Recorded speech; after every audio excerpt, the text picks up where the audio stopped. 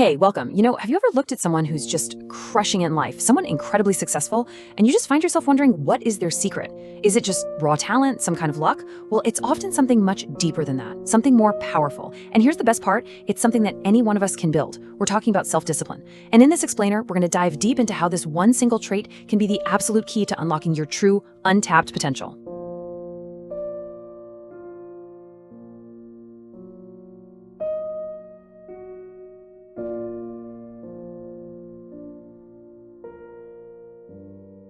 All right, so here's what we've got on the agenda. We're going to start by talking about something called the success gap. Then we'll look at how discipline is the bridge that gets you across it. From there, we'll get into the actual science behind willpower. This stuff is fascinating. Then, of course, the practical part, how to build your own discipline muscle. And we'll wrap it all up with a really powerful idea that real discipline is actually freedom.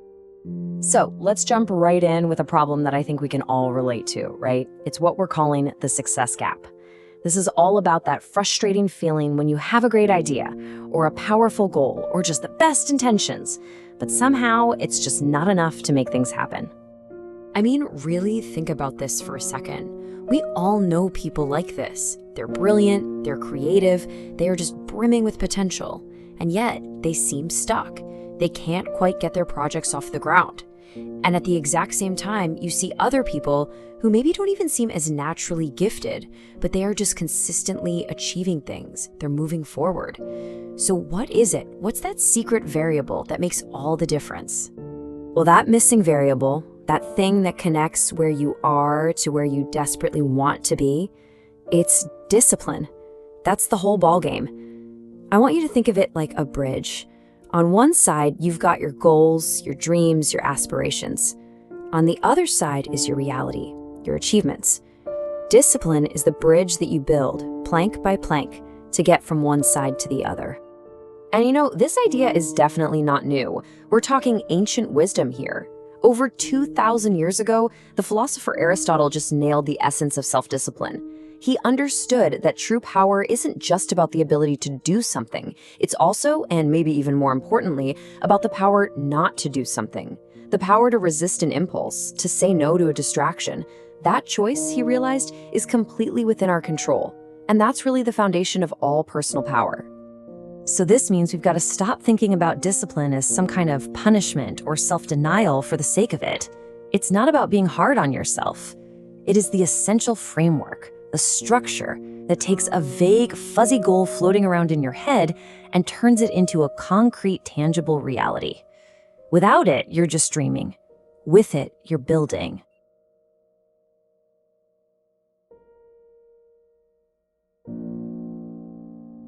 Okay, so if discipline is really the answer, what makes it so darned effective? Well, this isn't just some nice-sounding philosophy. There's some absolutely fascinating science that shows just how powerful self-control is. So let's geek out for a minute and take a look at the evidence. All right, you may have heard of this one. It's probably the most famous study on this topic ever, the Marshmallow Experiment. The setup was incredibly simple. A researcher would bring a child into a room, sit them down at a table, and place a single marshmallow in front of them. The deal was this: you can eat this one marshmallow right now. Or if you can just wait all by yourself until I come back into the room, you'll get a second one. It was the ultimate test of delayed gratification. Now here's where it gets truly wild. The researchers followed up with these kids years, even decades later, and the results were, well, they were astounding. The kids who were able to wait for that second marshmallow had better life outcomes across the board. We're talking higher test scores, better careers, they were healthier, they have more stable relationships. That simple ability to delay gratification as a small child was an incredibly powerful predictor of success later in life. Just amazing. And the science goes even deeper than that. Neuroscience is actually showing us that self-discipline can predict achievement more reliably than, get this, your IQ. Think about that. We put so much emphasis on being smart, but the research shows that while a high IQ might get your foot in the door, it's discipline that actually gets you to walk through it and keep going. It's what ensures you actually finish the race. Okay, so hearing all of this might sound a little intimidating, right? Like, oh great, I wasn't one of those kids who could wait for the marshmallow. But here is the really, really good news. Self-discipline isn't some fixed trait that you're either born with or you're not. Not at all. It's a skill, and you should think of it just like a muscle. The more you work it out, the stronger it gets. So let's get into the practical stuff. How do we do that? I absolutely love this quote from James Clear, the author of the incredible book, Atomic Habits. He completely reframes the whole idea. The goal isn't to have some heroic, white-knuckle willpower all the time. That's exhausting. The real goal is to design your life, to create systems in your environment so that the right choice becomes the easiest choice. It's about being an architect of your habits, not just a passive victim of your impulses. And here are a couple of super simple, practical examples of what that means. Let's say you want to work out in the morning. What's the system? You put your gym clothes right next to your bed the night before. So when you wake up, they're the first thing you see. Or maybe you want to read more instead of scrolling on your phone at night. The system? Put the book on your pillow. You literally have to move it to go to bed. See what you're doing? You're removing the friction, making the good decision almost automatic. So let's break it down even further. Here's a clear 4-step playbook you can start using today. Step 1, start small. I mean, so ridiculously small you can't possibly say no. Don't commit to a 1-hour workout, commit to putting on your running shoes. That's it. Step 2, use accountability. Tell a friend what you're doing. It's amazing how much that helps. Step 3, reward your progress. When you stick to it, give yourself a little credit. And finally, step 4, maybe the most important, focus on consistency over perfection. Showing up, even imperfectly, matters way more than doing it perfectly once in a blue moon. And ultimately, it really just boils down to this simple, powerful idea from Brian Tracy. Motivation is awesome, but it's fickle. It's an emotion. It comes and goes. Discipline is what you rely on when that motivation has completely vanished. It's about honoring the promise you made to your future self, regardless of your mood in this exact moment. It's about action.